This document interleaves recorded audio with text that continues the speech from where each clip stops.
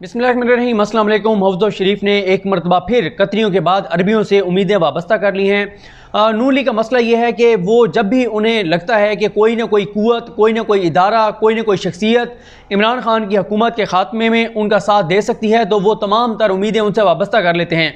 आपने देखा होगा कि एक मौका ऐसा आया कि जब मौलाना फजल-उर-रहमान साहब को उन्होंने अपना कप्तान बना लिया, अपने सब कुछ मौलाना साहब के हवाले कर दिया। जब मौलाना साहब आज़ादी मार्च लेकर आ रहे थे, उसके अलावा बहुत सारे मौक़ों पे आपको याद होगा जब सुप्रीम कोर्ट ने army chief general Qamar Javed Bajwa साहब की एक्सटेंशन के मामले को टेकअप किया था, तो वो मुस्लिम लीग नून जो जस्टिस आसिफ सईद खान खोसा साहब के बहुत खिलाफ थी, उन्होंने उस वक्त के चीफ जस्टिस पाकिस्तान आसिफ सईद खान खोसा साहब से बहुत सी तवक्कुआत और उम्मीदें वाबस्ता कर ली थी। और वो सारा सिनेरियो आपके सामने ही है। मैं उसको मुसलसल मैं भी और मीडिया और बहुत से लोग उसको रिपोर्ट कर चुके हैं। उन दिनों में क्या हालात थे, क्या सूरत हाल थी, कैसे सारे लोग तैयार होकर आ रहे थे।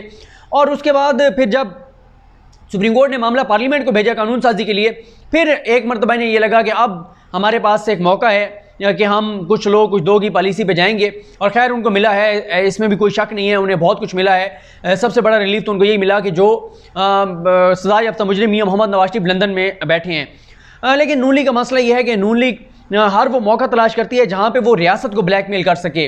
देखें, रियासत और हुकूमत अलग अलग चीज़ें हैं। रियासत पाकिस्तान है, पाकिस्तान ने इंशाल्लाह कायम रहना है, पाकिस्तान के इदारों ने कायम रहना है। हुकूमतें आती जाती रहती हैं, पहले पीपल्स पार्टी थी, फिर नून लीग आ गई, अब तहरीक इंसाफ है। हुकूमतें आती जाती रहती हैं, लेकिन मुल्क ने चलना है और रियासत ने चलना है। अब जब वो देखते हैं ना कि रियासत को ख़तरा दरपेश है, तो वो समझते हैं कि ये बेहतरीन मौका है कि अब हम रियासत को ब्लैकमेल करें। हमें देखें, दो मौके तो अभी आप माजी करीब में अगर आप देखें, FATF वाली कानून साजी के ऊपर उन्होंने क्या किया।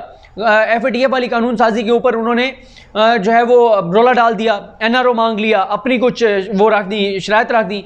कश्मीर के मामले पे किस तरह से एहसन इकबाल साहब जो हैं वो ट्वीट्स कर रहे हैं कि जी ये नक्शे वाली फजूल हरकत है, ये कोई बात नहीं है, कश्मीर इन्होंने बेच दिया है। इसके अलावा भी दो तीन ऐसे मौके थे, अभी फौरी तौर पे मेरे जहन में नहीं है, कि जहाँ पे रियासत को ब्लैकमेल किया गया, जहाँ पे ये था कि पाकिस्तान को ख़तरा है, पाकिस्तान को एज ए रियासत ख़तरा है, पाकिस्तान पर पाबंदियाँ लग सकती हैं।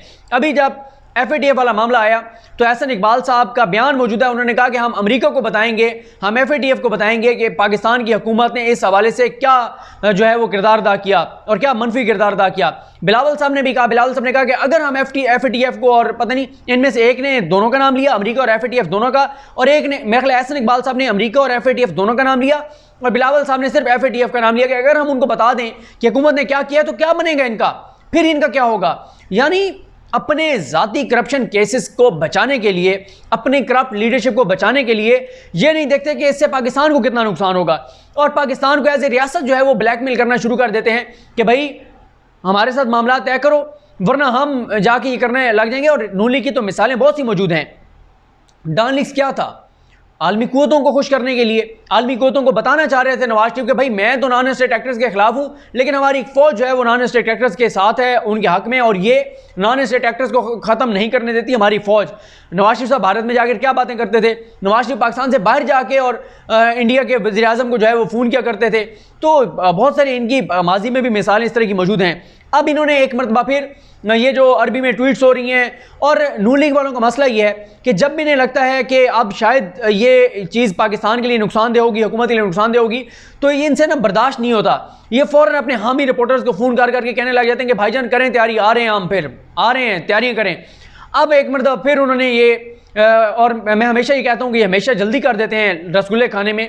अब ये तवक्को लगाए बैठे हैं कि पाकिस्तान के वज़ीर ख़ारजा ने, शाह महमूद कुरैशी साहब ने जो बयान दिया सऊदी अरब के ख़िलाफ़, और सऊदी अरब के मामलात आपके सामने आ रहे हैं कि सऊदी अरब को पाकिस्तान ने $1 अरब वापस कर दिया, और जो ख़बरें आ रही हैं कि वो जो पेट्रोल उन्होंने हमें डेफर पेमेंट पे देना था वो भी नहीं दे रहे, कुछ और भी इस तरह की खबरें आ रही हैं। तो अब एक मरतबा फिर उनको ये है कि सऊदी अरब और पाकिस्तान के हालात ख़राब होंगे, इमरान खान के लिए सेटबैक होगा, वहाँ से लाखों पाकिस्तानियों को खुदा न खास्ता वापस भेज दिया जाएगा, और पाकिस्तान से बाकी भी $2 अरब वापस ले लिए जाएंगे।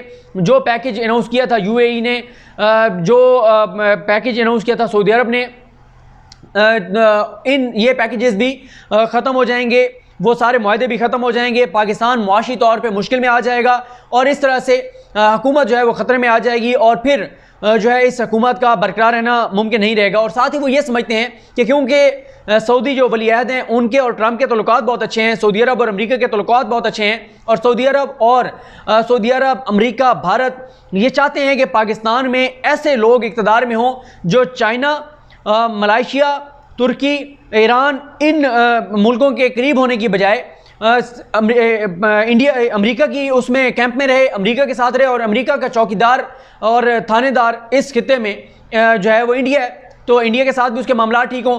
तो अब उनको ये तवक्को लग गई है कि इंडिया और अमेरिका और उधर से ज़ाहिर है सऊदी अरब के वलीअहद का बहुत अच्छा ताल्लुक है ट्रंप के साथ, तो उन्हें ये लगता है कि सऊदी अरब अब ट्रंप से बात करेगा कि देखें जी इमरान खान की जो हुकूमत है, इमरान खान जो है वो सऊदी अरब को भी आप नाराज़ कर रहे हैं, और वो जो है वो मलेशिया और तुर्की के कैंप में जा रहे हैं, ईरान के वो करीब हो रहे हैं। ईरान जो है वो चाइना के साथ उसने इतनी बड़ी डील कर दिया है, चाबहार और सब प्रोजेक्ट से भारत को निकाल बाहर किया है, तो इतने दूर की बेचारे सोच लेते हैं और तौक़ुआत वाबस्ता कर लेते हैं। और अब ये जो ट्वीट्स हो रही हैं ये बेसिकली खुशामद है, ये अर्जी है, और शहबाज शरीफ साहब के बयानात, और फिर कोशिश की गई कि उन बयानात को यहाँ से उनकी क्लिपिंग भेजी जाए, वो इंग्लिश अखबारात की जो क्लिपिंग है वो भेजी जाए, सऊदी अरब में कंसर्न लोगों को भेजी जाए, ताकि सऊदी वलीअहद तक ये बात पहुँचे कि नून लीग जो है, हाउस ऑफ शरीफ जो है वो हमारे हक में और हमारे साथ खड़ा हुआ है, ताकि सऊदी अरब जो है वो लॉबिंग करे।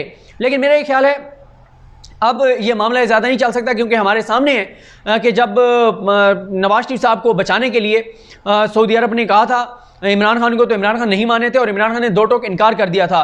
इसमें कोई शक नहीं है कि पाकिस्तान के और सऊदी अरब के तल्लुकात अच्छे होने चाहिए, लेकिन बात यह है कि पाकिस्तान ज़ाहिर है अब इतना तो हमारा इख्तियार होना चाहिए कि हम कम अज़ कम बात तो कर सकें। अगर वज़ीर ख़ारिजा शाह महमूद कुरैशी साहब ने एक बयान दिया तो क्या वो बयान गलत है? वो बयान बिल्कुल दुरुस्त है कि कश्मीर के मामले पे सऊदी अरब हमारे साथ नहीं खड़ा हुआ, और हमने सऊदी अरब के कहने पर मलेशिया में जो समिट हुआ उसमें नहीं गए।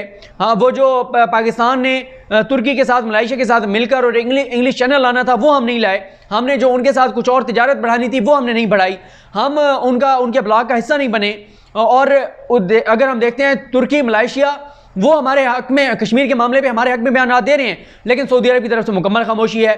बाबरी मस्जिद को की जगह मंदिर तामीर किया जा रहा है, उसके ऊपर सऊदी अरब की मुकम्मल खामोशी है। तो बात यह है कि और ठीक है, सऊदी अरब के बड़े एहसानात हैं पाकिस्तान के ऊपर, पाकिस्तान ने भी हमेशा सऊदी अरब के साथ खड़ा है। पाकिस्तान ने हमेशा ये कहा कि अगर मुक़द्दस मकामात को ज़रा भी खतरा हुआ तो पाकिस्तान की फ़ौज, पूरे पाकिस्तानी जो हैं वो उसकी हिफाजत करेंगे। हम उनके साथ खड़े हुए हैं, हम सऊदी अरब के साथ इसलिए ज़रूर खड़े हैं कि वहाँ पे मुक़द्दस मकामात हैं, खाना काबा शरीफ है, मदीना मुनव्वरा है, हमारा तो सब कुछ वो मकामात हैं, लेकिन हम उनके जो हुक्मरान हैं उनके हम कम अज़ कम पाकिस्तान ग़ुलाम नहीं बन सकते, और ना पाकिस्तान को बनना चाहिए। मुल्कों के जो तल्लुकात होते हैं वो मुल्की मफाद की बुनियाद पर होते हैं, वो ज़ाती मफाद की बुनियाद पर नहीं होते। और ये हमने देखा नवाज शरीफ साहब के तो ज़ाती मामला थे। अब इमरान खान का ये मसला नहीं है कि इमरान खान के बेटे ने या इमरान खान ने जाके और वहाँ पे कोई स्टील मिल लगानी है। इमरान खान का ये मसला नहीं है कि इमरान खान यहाँ पे करप्शन करेंगे, फिर गिरफ्तार होंगे और सऊदी अरब वाले इमरान खान को लेने आएंगे। इमरान खान को यह मसला नहीं है कि इमरान खान को अरबियों और कतरियों की तरफ से उनके अकाउंट्स में पैसे आएंगे और इमरान खान के पास कोई जस्टिफिकेशन नहीं होगी, और या पैसे कहीं और से आएंगे। जब उसकी जस्टिफिकेशन चाहिए होगी तो फिर क्या होगा कि जी वहाँ से एक लेटर आ जाएगा, कभी कतरियों का कभी अरबियों का, कि जी ये पैसे हमने दिए। तो इमरान खान का ऐसा मसला नहीं है। ये ज़रूर है पाकिस्तान के तल्लुकात सऊदी अरब के साथ भी अच्छे होने चाहिए, हर मुल्क के साथ अच्छे होने चाहिए, किसी मुल्क के साथ तल्लुकात ख़राब नहीं होने चाहिए। हमें एक जो है ज़िम्मेदार रियासत का मुजाहरा करना चाहिए, लेकिन जहाँ पे पाकिस्तान के मफाद की बात आए वहाँ पे पाकिस्तान को स्टैंड लेना चाहिए। कब तक हम हर मुल्क के सामने झुक कर रहेंगे, उसके ग़ुलाम बनकर रहेंगे? और अगर हमें पाकिस्तान को चाइना से ज़्यादा फ़ायदा है, पाकिस्तान को ईरान से ज़्यादा फ़ायदा है, पाकिस्तान को तुर्की और मलेशिया से ज़्यादा फ़ायदा है, तो ज़ाहिर है पाकिस्तान को उनके साथ जाना चाहिए। कब तक हम ये है कि सऊदी अरब वाले हमें पैसे देते रहेंगे और हम उनके कहने पे चलते रहेंगे, और ये है कि जी सऊदी अरब नाराज़ हो जाएगा तो हम अब तुर्की से बात नहीं करेंगे, मलेशिया से बात नहीं करेंगे, उनके साथ तिजारत नहीं करेंगे, ईरान से हम जो है वो कोई चीज़ नहीं लेंगे क्योंकि अमेरिका और सऊदी अरब नाराज़ हो जाएंगे। ऐसा नहीं होना चाहिए। पाकिस्तान को पाकिस्तान के मफादात को देखना चाहिए, हमें मुल्की मफाद को मुकद्दम रखना चाहिए। और एक मेहरबानी करें, जो लोग हमारे क्योंकि जो ये है सऊदी अरब, वो क्योंकि ये ईरान और सऊदी अरब के बहुत ज़्यादा तल्लुकात ख़राब हैं, एक तवील अरसे से एक पूरी हिस्ट्री है, तो ये बहुत कहा जाता है कि ईरान और सऊदी अरब जो हैं वो दोनों प्रॉक्सीज लड़ते हैं, पाकिस्तान में दोनों फंडिंग करते हैं। पाकिस्तान में कुछ लोगों को ईरान करता है, कुछ लोगों को सऊदी अरब करता है।